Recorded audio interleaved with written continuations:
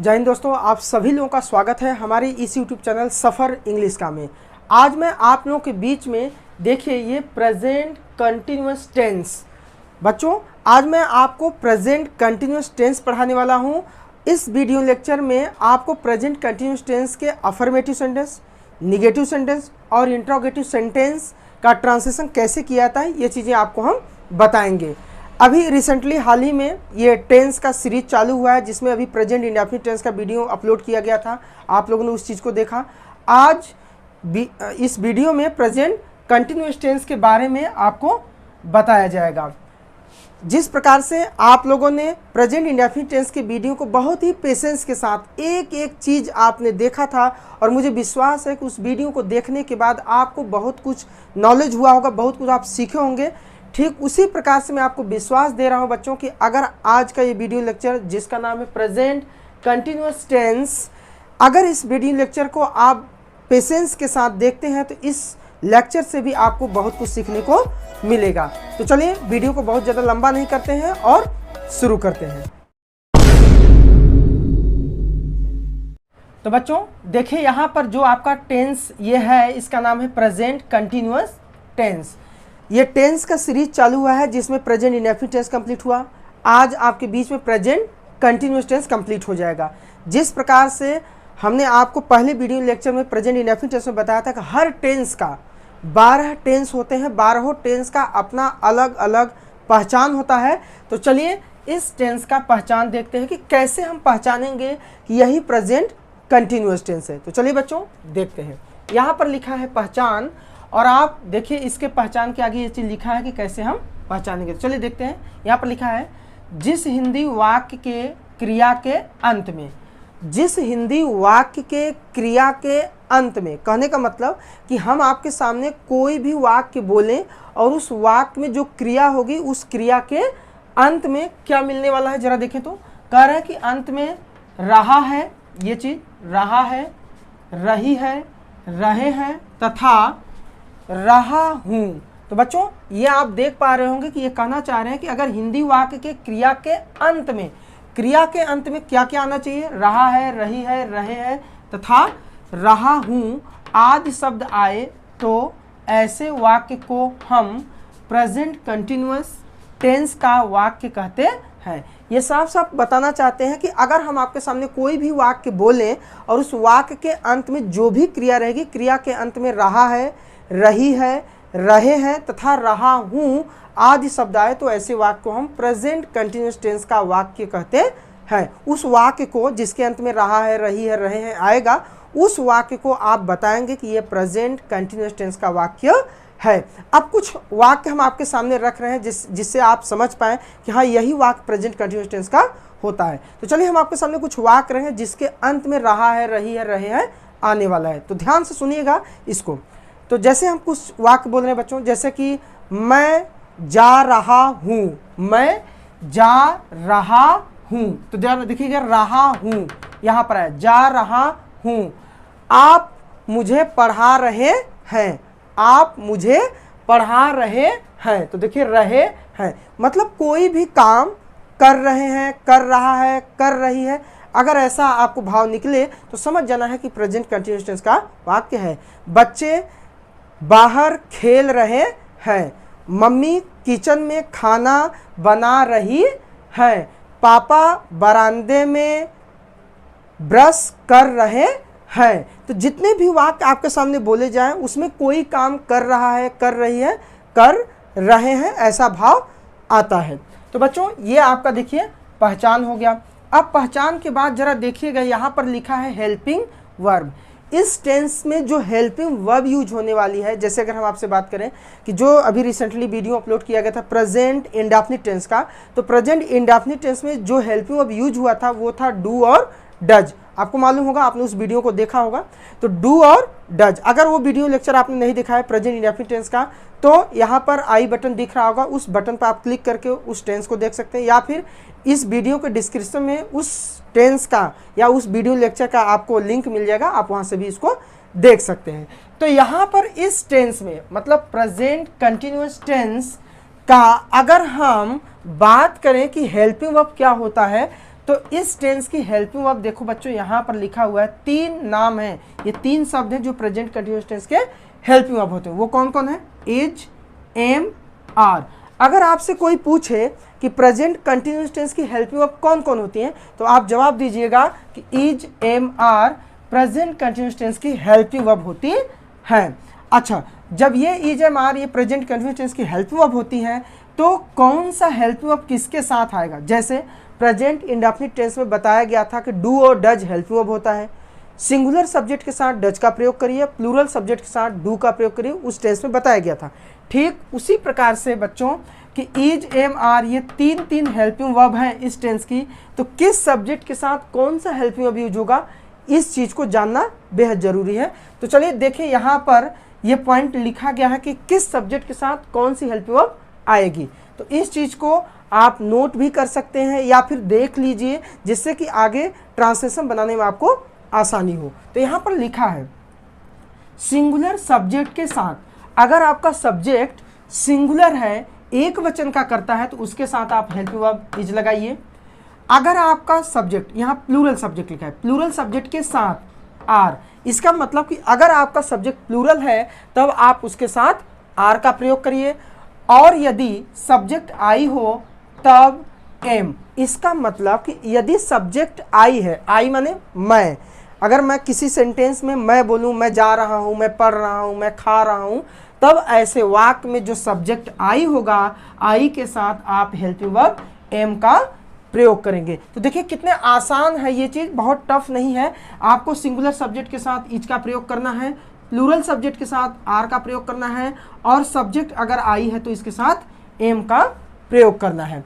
अब इसके बाद हेल्पिंग वर्ब समझ जाने के बाद, अब जिस प्रकार से हर टेंस में या हर यूजेस के सेंटेंस में अफर्मेटिव सेंटेंस, निगेटिव सेंटेंस और इंट्रोगेटिव सेंटेंस होते हैं, उसको सॉल्व कराए जाते हैं। तो चलिए अब हम आपको अफर्मेटिव सेंटेंस में ले चलते हैं कि प्रेजेंट कंटिन्यूअस टेंस का जो अफर्मेटिव सेंटेंस होता है उसका ट्रांसलेशन कैसे करते हैं। तो ट्रांसलेशन शुरू करने से पहले हम पहले एक नज़र इसके स्ट्रक्चर पे डालते हैं।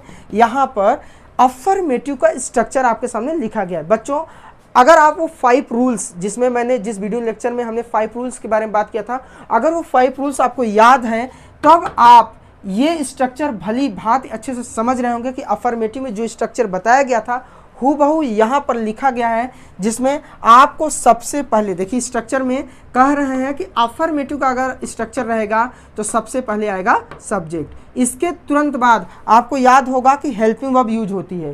क्या होता है बच्चों? Helping verb. तो हेल्पिंग वर्ब इस टेंस में तो 3 ठो है, इज, एम, आर। तो हम इज, एम, आर में से किसी एक को लिखेंगे। यहाँ ऑब्लिक दिया गया है, इसका मतलब है कि इन तीनों में से किसी एक को लिखा जाएगा। इसके बाद स्ट्रक्चर में आगे बढ़ते हैं तो कह रहा है मेन वर्ब रखिए, लेकिन यहाँ पर मेन वर्ब में कह रहा है आईएनजी लगाइए। मेन वर्ब में आईएनजी आपको लगाना होगा, मतलब क्रिया में जो मुख्य क्रिया होगी उसमें आईएनजी का प्रयोग करना होगा, तब जाके ये प्रेजेंट कंटिन्यूअस टेंस की क्रिया हो जाएगी। जैसे क्रिया में आईएनजी लगाने का क्या मतलब है? जैसे मेन वर्ब जैसे होता है गो, अगर सेंटेंस में गो शब्द आएगा तो उसमें आपको आईएनजी लगा के लिखना पड़ेगा। जैसे गो है तो आप कर देंगे गोइंग, कम है तो कमिंग, राइट है तो राइटिंग, लर्न है तो लर्निंग, प्ले है तो प्लेइंग। कुछ इस प्रकार से इसमें क्रिया में आईएनजी लगाया जाता है। इसके बाद ऑब्जेक्ट और अदर वर्ड होगा। तो यहाँ पर स्ट्रक्चर आपके सामने हो गया, सब्जेक्ट, इज, एम, आर में से कोई एक, मेन वर्ब में आईएनजी, ऑब्जेक्ट और अदर वर्ड। अब बच्चों यहाँ पर पहला सेंटेंस लेते हैं और चलिए इसका ट्रांसलेशन करके देखते हैं कि प्रेजेंट कंटिन्यूअस टेंस का जो अफर्मेटिव सेंटेंस होता है उसके ट्रांसलेशन कैसे बनते हैं। स्ट्रक्चर आपके सामने है, सेंटेंस भी आपके सामने। तो चलिए पहला सेंटेंस लेते हैं और सॉल्व करते हैं इसको। कह रहा है कि वो मुझे धक्का दे रहा है।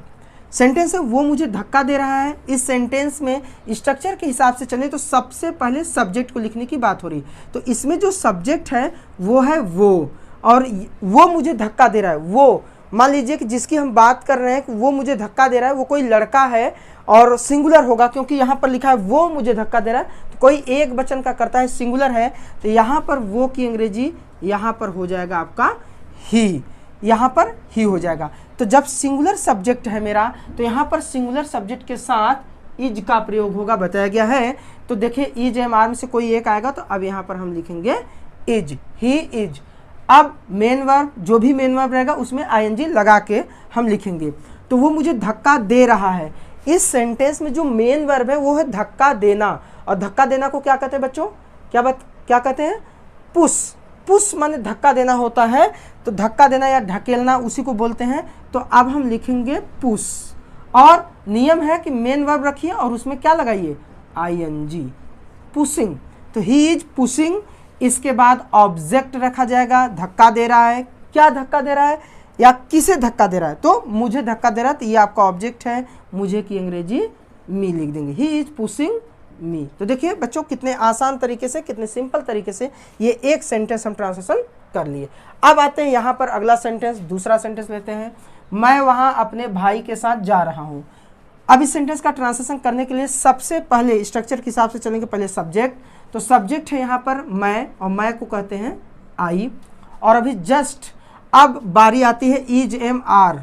इज एम आर में से कौन रखें, किसको रखें, तो आई के साथ देखिए यहाँ पर लिखा गया यदि सब्जेक्ट आई हो तब एम को आपको रखना पड़ेगा, मतलब यहाँ पर आएगा एम, क्योंकि सेंटेंस के लास्ट में भी हूँ आया है, तो यहाँ पर इसके हिसाब से हो जाएगा एम, आई एम। अब इज एम आर में से कोई एक हो गया। अब मेन वर्ब में आईएनजी लगा देंगे, जो भी मेन वर्ब है। मैं वहाँ अपने भाई के साथ जा रहा हूँ, जा रहा हूँ, जाने की बात हो रही है, तो भाई गो लिखेंगे और इसमें लगा देंगे आईएनजी, गोइंग। इसके बाद जरा देखिएगा, जब सेंटेंस में गो आता है तो जहां जाने की बात हो रही है उसके बाद तुरंत उसी शब्द को लिख दिया जाता है। तो गोइंग, जा रहा हूं, अब जहां जाने की बात हो रही है वहां, गोइंग देयर। इसके बाद अब इस सेंटेंस में देखिए ऑब्जेक्ट नहीं है, केवल अदर वर्ड है। तो यहाँ पर जो देयर लिखा गया ये भी अदर वर्ड था, और यहाँ पर जो एक शब्द बचा है अपने भाई के साथ, तो ये भी आपका अदर वर्ड ही है। तो अब इसके बाद अपने भाई के साथ की अंग्रेजी लिख दी जाएगी। तो अपने भाई के साथ की अंग्रेजी पहले कैसे लिखा जाएगा, अपने भाई के साथ मतलब विथ, और फिर यहाँ पर अपना की अंग्रेजी। तो जब सब्जेक्ट मेरा आई है तो आई के साथ अपना की अंग्रेजी माई का प्रयोग होता है। माई अपना भाई, तो माई ब्रदर, ये लिख देंगे, ये ट्रांसलेशन बन जाएगा। अब आते हैं यहाँ पर तीसरा नंबर का सेंटेंस लेते हैं और अंतिम सेंटेंस है अफर्मेटिव का। हम लोग कल पिकनिक पर जा रहे हैं। अब इस सेंटेंस में जो सब्जेक्ट है वो मेरा है हम लोग, तो सबसे पहले हम सब्जेक्ट को ही लिख देंगे और ये बन जाएगा वी। अब सब्जेक्ट जब मेरा वी हो गया है, ये सिंगुलर तो है नहीं, ये तो प्लूरल है, तो प्लूरल के हिसाब से इज एम आर में से किसको लगाएं, तो देखिए यहाँ पर लिखा है प्लूरल सब्जेक्ट के साथ आर लगाना पड़ेगा। तो अब यहाँ पर हम लगा देंगे आर। अब इज एम आर में से कोई एक हो गया। अब मेन वर्ब रखेंगे और उसमें आईएनजी लगाएंगे। तो इसमें जो मेन वर्ब है वो जाना है, जा रहे हैं, तो लिखेंगे गो और इसमें लगा देंगे ING, going. We are going, हम जा रहे हैं। हमने कहा सेंटेंस में जब भी गो आए, गो मतलब जाना, तो जहां जाने की बात हो रही है उसके तुरंत बाद उसी शब्द को लिख देते हैं, गो के तुरंत बाद उसी को रखिए। तो पिकनिक पर जाने की बात हो रही है तो गोइंग ऑन पिकनिक। इसके बाद अब एक शब्द बचा है कल, और कल की अंग्रेजी होगा टुमारो, क्योंकि आने वाले कल की बात हो रही है, कल जाने की बात हो रही है, तो यहां पर लिखेंगे टुमारो। देखिए कितने आसान तरीके से आपको अफर्मेटिव सेंटेंस समझ में आ गया है। अब चलते हैं निगेटिव सेंटेंस। बच्चों देखिए यहाँ पर निगेटिव सेंटेंस आ गया है। निगेटिव सेंटेंस का स्ट्रक्चर जरा देख लीजिए, पहले स्ट्रक्चर देख लें तब इसके बाद सेंटेंस की शुरुआत करते हैं। तो यहाँ पर स्ट्रक्चर में बहुत ही आसान है। अगर आपको अफर्मेटिव सेंटेंस समझ में आया है तो मेरा विश्वास है कि निगेटिव भी सेंटेंस में आपको समझ में आएगा। तो जरा देखिए यहाँ पर लिखा है सब्जेक्ट इज एम आर,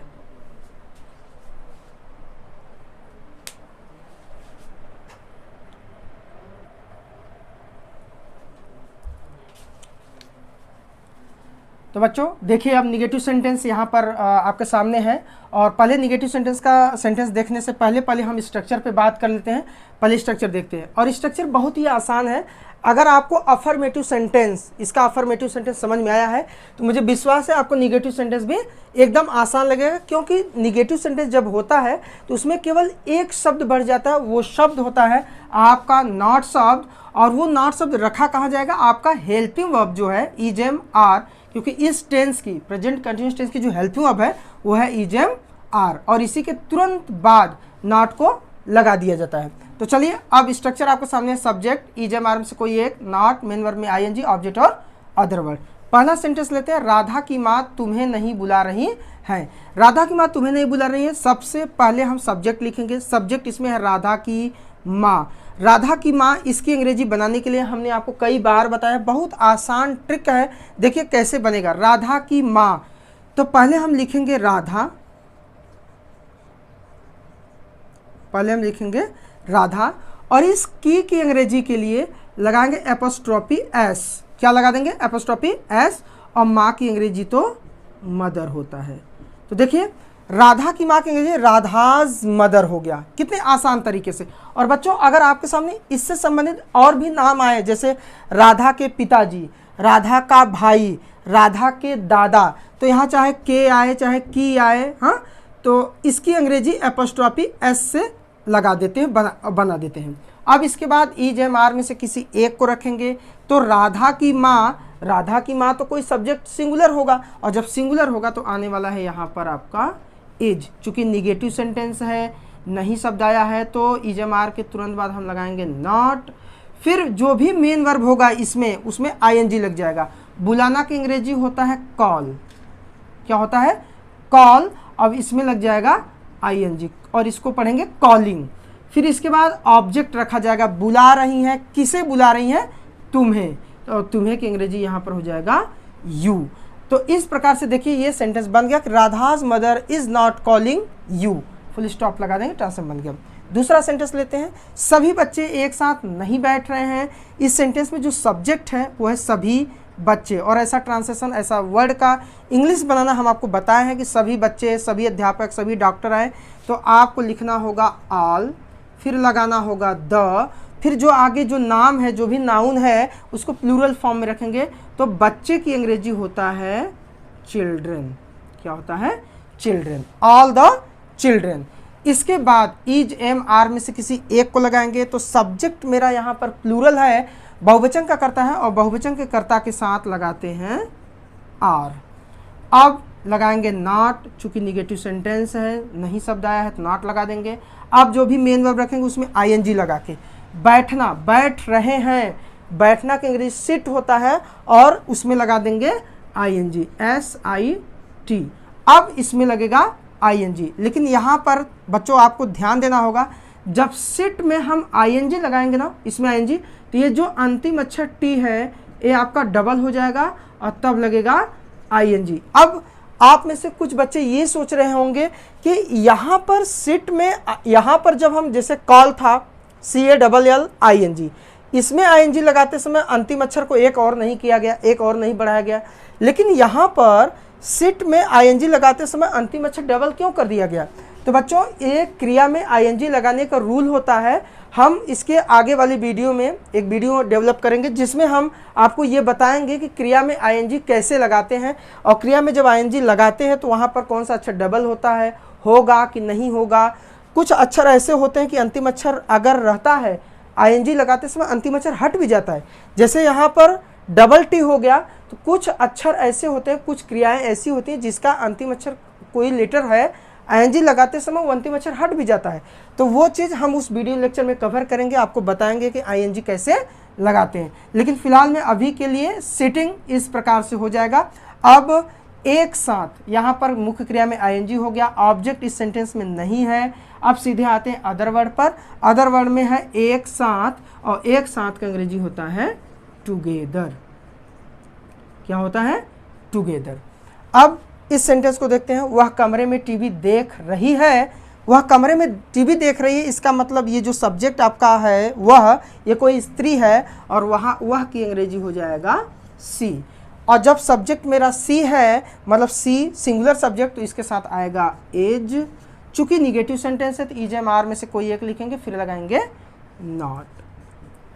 फिर मेन वर्ब, जो भी इसमें मेन वर्ब है उसमें ING लगाएंगे। मुख्य क्रिया देखना है, तो यहाँ पर देखना की अंग्रेजी वैसे बेसिकली टीवी जब देखने की बात होती है तो वहाँ पर वॉच शब्द का प्रयोग किया जाता है। वैसे देखना की अंग्रेजी तो सी भी होता है, लुक भी होता है, लेकिन यहाँ पर जब स्पेशली टीवी देखने की बात होती है तो वहाँ पर जो देखना की अंग्रेजी वो होता है वॉच। तो यहाँ पर लिखेंगे मेन वर्ब वॉच, और इसमें लगा देंगे ING, तो वॉचिंग हो जाएगा।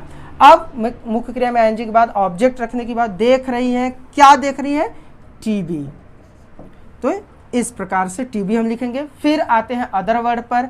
इस सेंटेंस में जो अदर वर्ड है वो है कमरे में।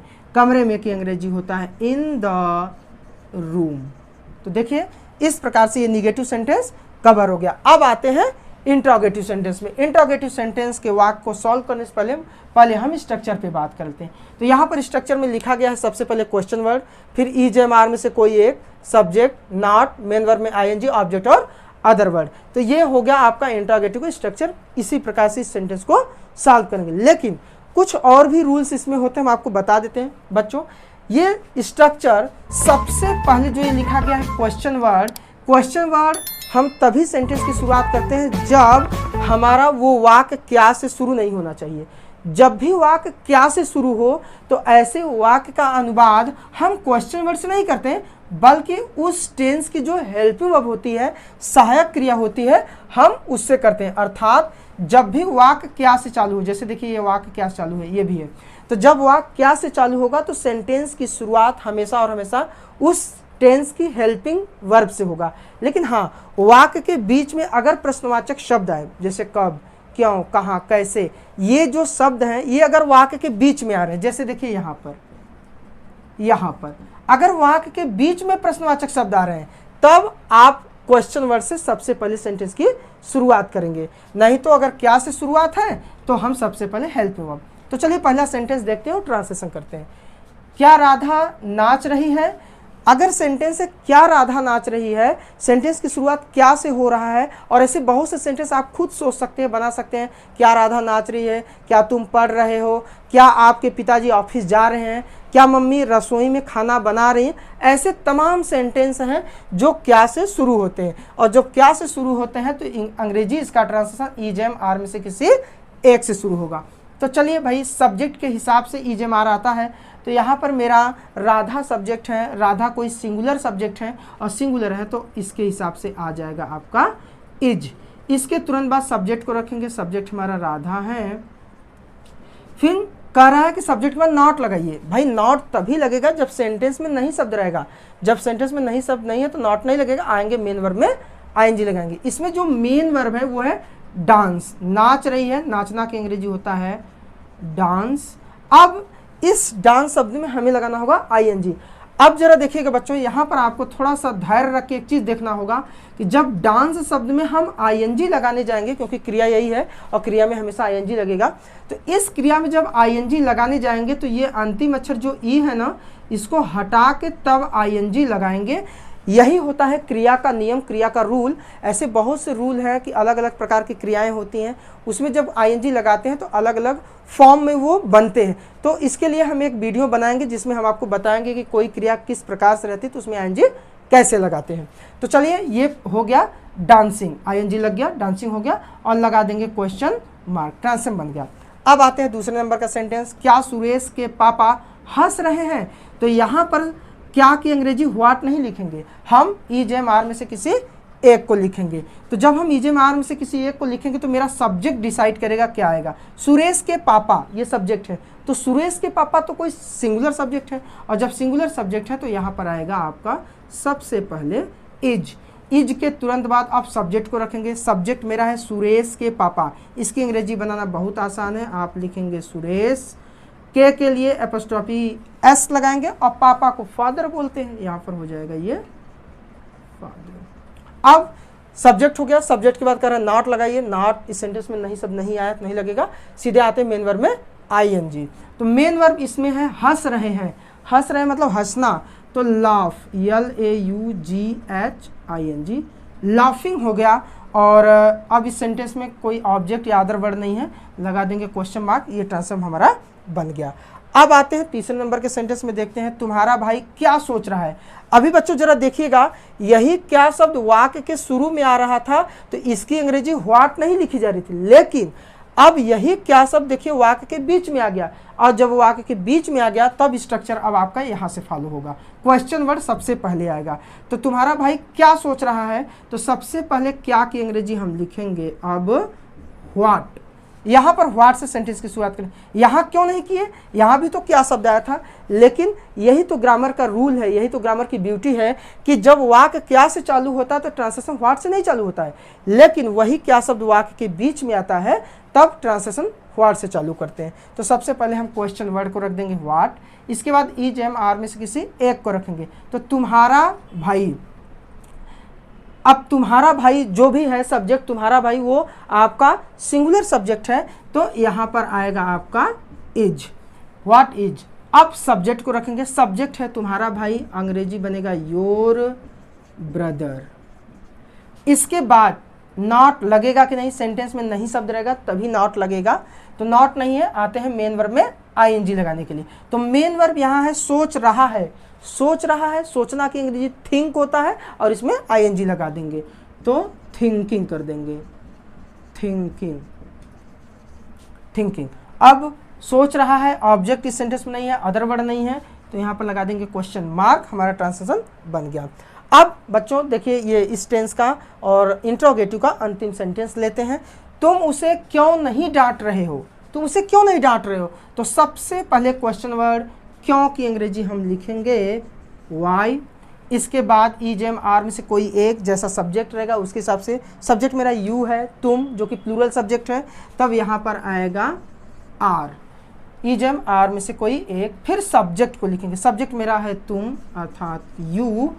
अब सब्जेक्ट के बाद नाट लगेगा कि नहीं, यहाँ पर नहीं शब्द आया है तब हम यहाँ पर सब्जेक्ट के बाद नाट भी लगा देंगे।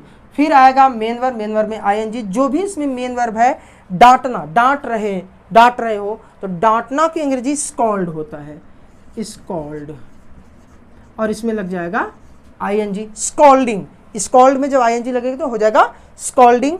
अब डांट रहे हो, क्या डांट रहे हो, ऑब्जेक्ट ढूंढने की बात हो रही है क्योंकि मेन वर्ब में जब आईएनजी लगे तो ऑब्जेक्ट की बारी आती है। तो अब इस सेंटेंस में ऑब्जेक्ट कहाँ है, ऑब्जेक्ट ढूंढते हैं। तो डांट रहे हो, क्या डांट रहे हो, कुछ नहीं मिला, किसे डांट रहे हो, तो उत्तर में आपको मिला उसे, तो ये आपका ऑब्जेक्ट है और यहाँ पर उसे की अंग्रेजी हम लिख देंगे हिम, ठीक, यहाँ पर हिम लिख देंगे और अंत में लगा देंगे क्वेश्चन मार्क। इस प्रकार से देखिए हमारा ये इंट्रोगेटिव सेंटेंस भी कंप्लीट हो गया। देखिए बच्चों प्रेजेंट कंटिन्यूअस टेंस कितना आसान था, चाहे उसका अफर्मेटिव सेंटेंस रहा हो, निगेटिव सेंटेंस रहा हो, चाहे इंट्रोगेटिव सेंटेंस, सब एक एक चीज़ मैंने बड़े पेशेंस के साथ, धैर्य के साथ एक एक स्टेप करके आपको सिखा दिया। बस छोटी छोटी चीज़ें आपको इस टेंस का याद रहना चाहिए कि इस टेंस में जो प्रेजेंट कंटिन्यूअस टेंस है, इस टेंस में क्रिया में आईएनजी लगता है, इस टेंस की जो हेल्पिंग वर्ब होती है वो होता है इज एम आर, और इज किसके साथ आता है, सिंगुलर सब्जेक्ट के साथ, आर किसके साथ आता है, प्लूरल सब्जेक्ट के साथ, और एम किसके साथ आता है यदि सब्जेक्ट आई है। तो इन सभी चीज़ों को मैंने आपको एक 1 बाय 1 स्टेप करके सिखा दिया। बच्चों अगर आपको हमारा ये वीडियो अच्छा लगा हो तो वीडियो को लाइक जरूर करिएगा, अगर आप पहली बार हमारे इस वीडियो पे आए हो तो चैनल को सब्सक्राइब करिएगा, बेल आइकन को जरूर दबाइएगा जिससे आगे आने वाली हर एक नई वीडियो की नोटिफिकेशन आपको जरूर मिल सके। तो बच्चों चलिए मिलते हैं फिर एक नए वीडियो लेक्चर में एक नए जोश के साथ, तब तक के लिए जय हिंद, आप मस्त रहें और व्यस्त रहें।